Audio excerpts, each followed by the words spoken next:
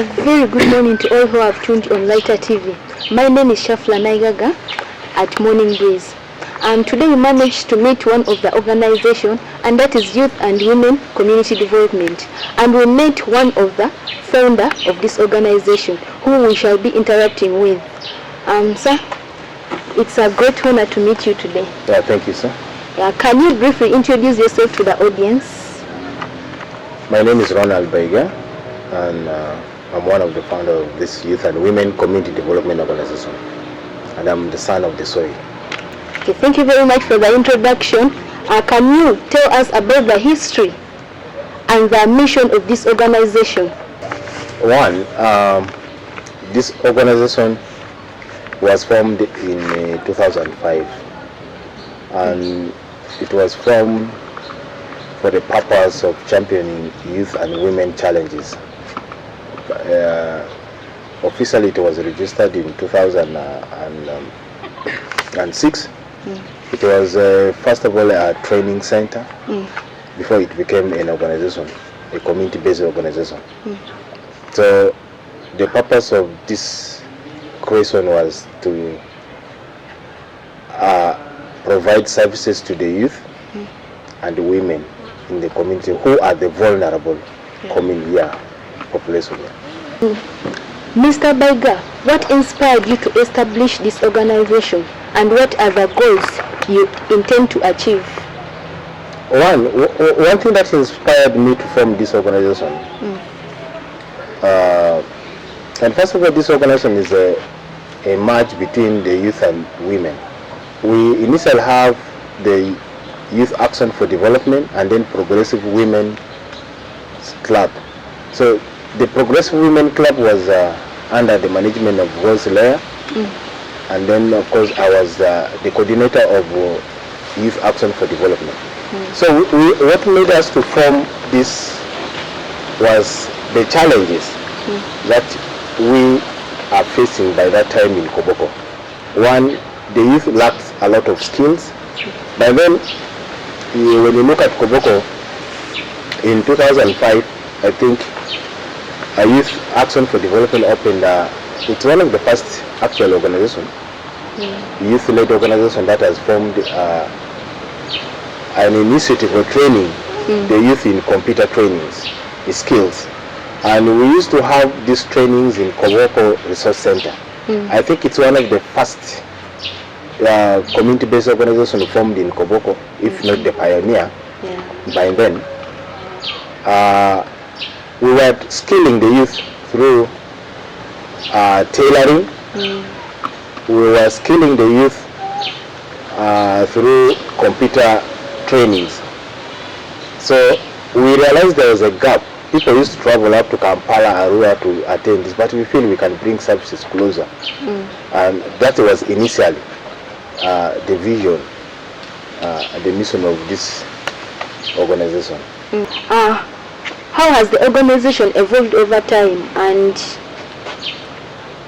what significant milestones have you reached? When you look at this organization, it went through a lot of hurdles, but of course through partnership with one organization that was based in Netherlands, that was started through the leadership of Florence Arte. We used to have partnership with the Florence Arte, who became one of the co-founder. Okay. And also the founder, I mean, not founder, the co-founder. She used to identify projects and link us as youth and women. We used to come in, we unite our energies. We used to write project proposals, and all these project proposals we used to send them, and that is how we were able to have a space. The first milestone was, the achievement was to have a place, a home, so that we can carry out our activities. And this happened to be one of the home.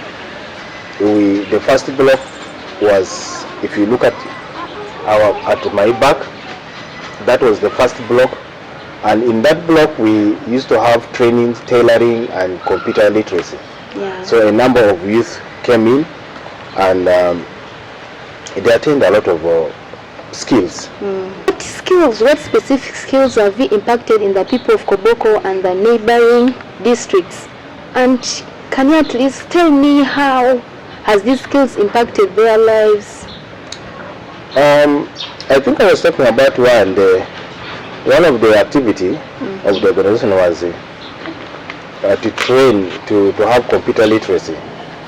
So you can see the world is becoming global because of computer literacy, because of the technology.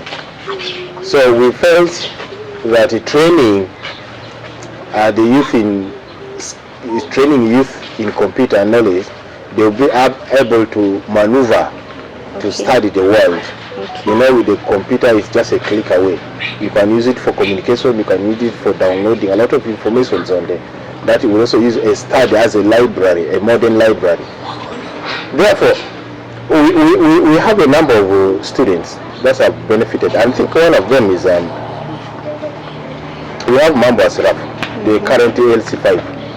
He was one of our students. We trained him. He also became a trainer. He also became part of the instructor at the research center. And eventually he went and opened his own space in town. And I think that was and we trained over 1,500 students since the inception in computer literacy. And I can tell you that a number of them have opened their own spaces. Others have gone to Sudan. They are now doing very well. And of course, we also trained a number of youth.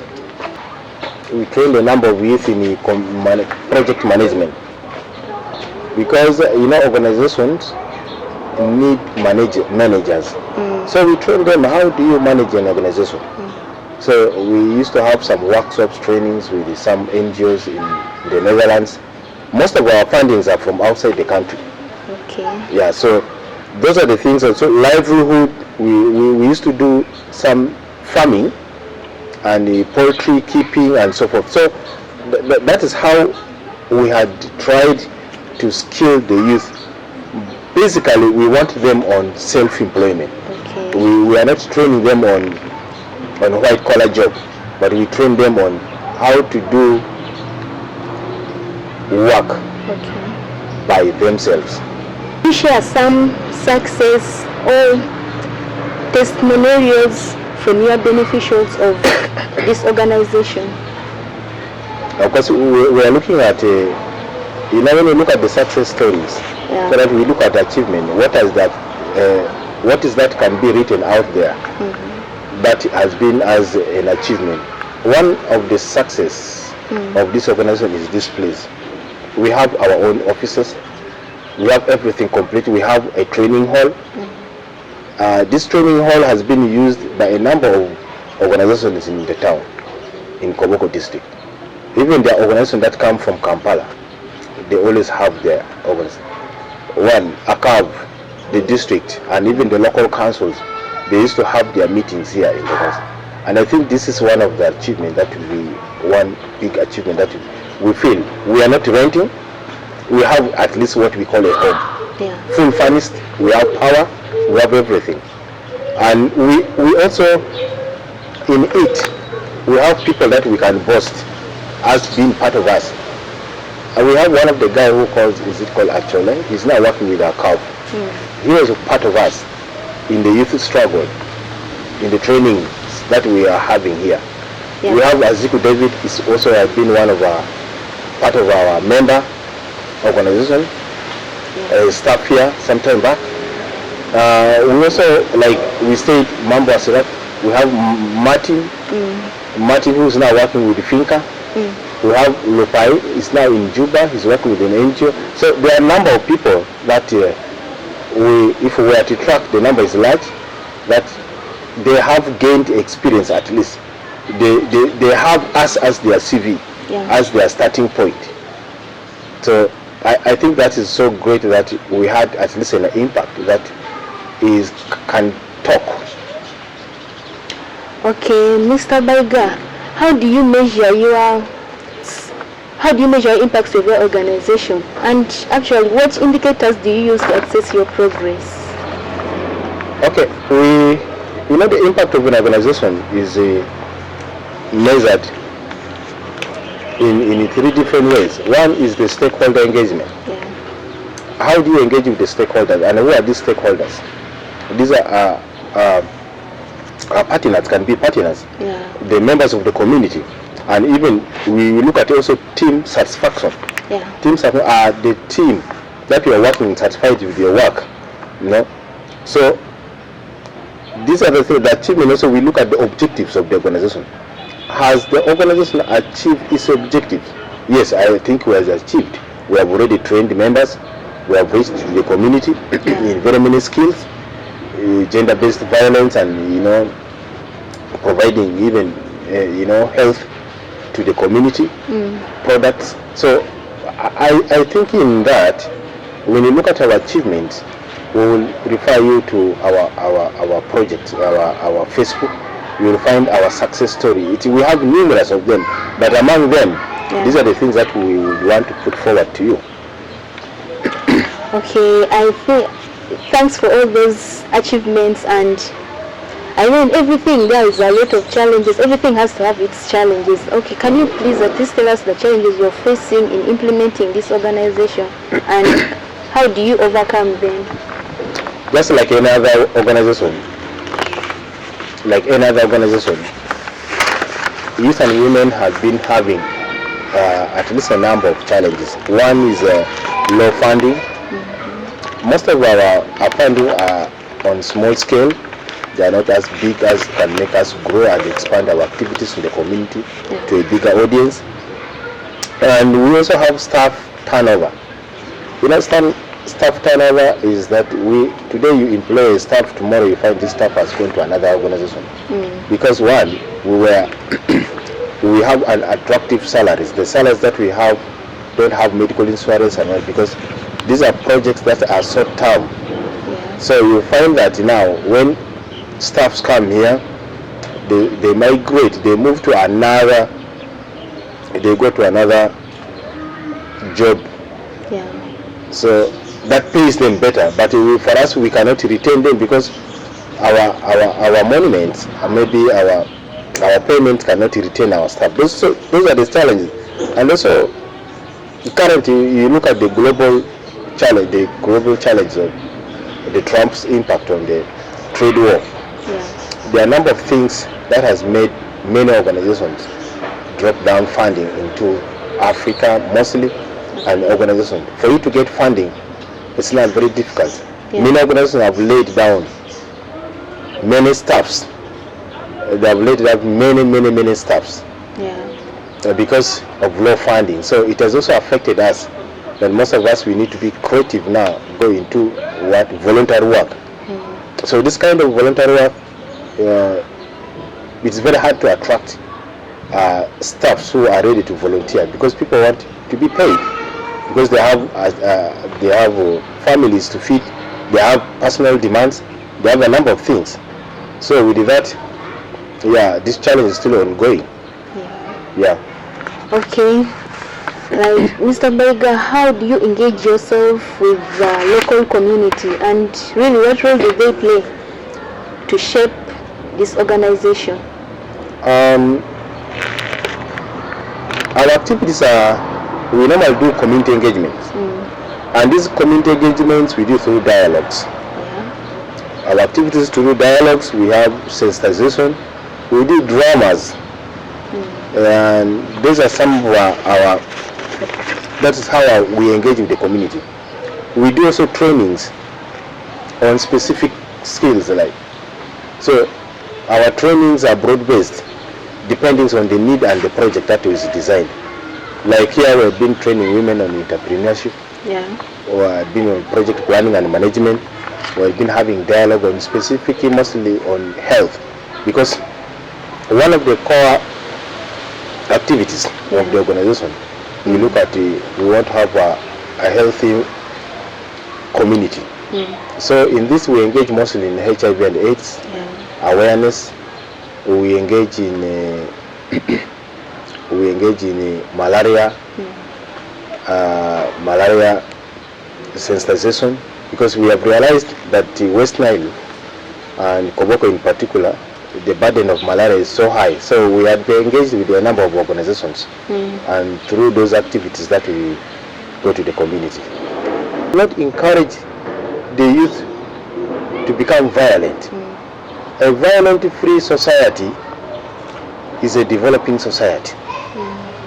So there's still a long way to go. And I'm not saying Koboko has not been having good leaders. No, but we have not yet discovered what it takes to bring people out of poverty. There are a lot of government projects that have run. The youth livelihood, we have now the PDM, but still the community have remained stagnant in poverty. The health sector are dropping. Majority of the people, when you go to the health center, when you ask them about our health care systems, they are very poor. So at times when we come out and talk about this, people will always think that we are opposing government program. By the way, if you want to have the best of something, you should not relax. You should identify the challenges, bring out the challenges from what you want as the best, and that's how we can grow. It's just a kind of mentoring a child to become a better child. But when we allow that, no, the basic needs of a child is only food and the medication, and you're not installing morals in the child, this child will grow the way you have made your input. Therefore, Koboko needs a collective responsibility. We need a teamwork if we want to grow to a better heights and catch up with other regions. But otherwise, yeah, I appreciate the leadership, the current leadership, and the government efforts that are trying to bring peace in the country. But within the peace in the country, we need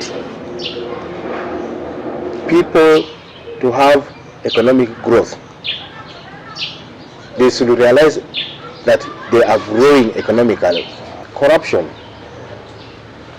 it has eaten up the society. It has gone up to the grassroots. For you to get jobs, you need to bribe. So as people of Koboko, the mantle is ours. His mantle is yours and mine, to see how do we stop some of these ills of the community. And I hope there's nothing that goes up will not come down. Okay, thank you for these marvelous words. Mr. Baiga, how can they partner with you to amplify the impacts of this organization? You know, one of our core values, or one of the core values of the organization is partnership.